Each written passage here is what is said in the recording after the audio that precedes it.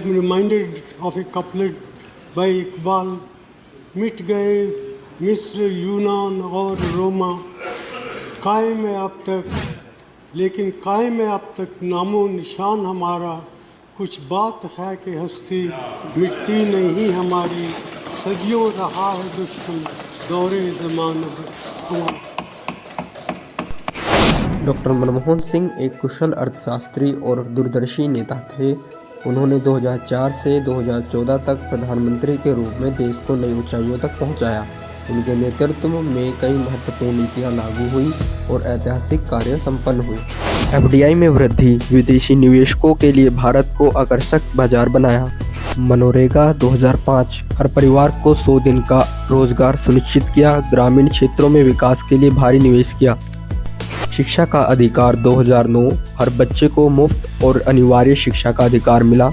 सड़क, रेलवे और बिजली परियोजनाओं को बढ़ावा दिया गया। माल ढुलाई के लिए विशेष रेलवे नेटवर्क का निर्माण शुरू हुआ। प्रमुख शहरों के हवाई अड्डों का आधुनिकीकरण किया गया। महिलाओं के लिए शिक्षा और रोजगार के अवसर बढ़ाए। महिलाओं के लिए आरक्षण बिल, राजनीति और प्रशासन में महिलाओं की भागीदारी सुनिश्चित करने का प्रयास किया। खाद्य सुरक्षा अधिनियम 2013, गरीबों को सस्ता अनाज उपलब्ध कराया गया। गरीबी रेखा से नीचे जीवन यापन करने वाले लोगों के लिए सामाजिक सुरक्षा योजनाएं तैयार की गई।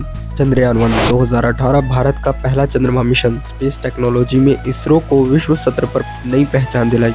डिजिटल क्रांति की शुरुआत, आईटी और टेलीकॉम सेक्टर में निवेश बढ़ाया। मोबाइल और इंटरनेट सेवाओं को ग्रामीण इलाकों तक पहुँचाया। पेंशन, विधवा सहायता और विकलांगों के लिए कई योजनाएं शुरू की गई। पिछड़े वर्गों और अल्पसंख्यकों के लिए विशेष योजनाएं लागू की। भारत अमेरिका परमाणु समझौता 2008, यह समझौता भारत की ऊर्जा जरूरतों को पूरा करने और परमाणु ऊर्जा के क्षेत्र को बढ़ावा देने में मील का पत्थर साबित हुआ।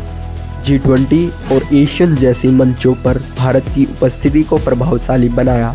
पड़ोसी देशों के साथ रिश्ते सुधारने की दिशा में काम किया। डॉक्टर मनमोहन सिंह का कार्यकाल आर्थिक सुधार, सामाजिक कल्याण और वैश्विक पहचान का युग था। उनकी नीतियों ने भारत को एक मजबूत और आत्मनिर्भर राष्ट्र के रूप में स्थापित किया। उनका योगदान भारतीय इतिहास में स्वर्णिम अक्षरों से लिखा जाएगा।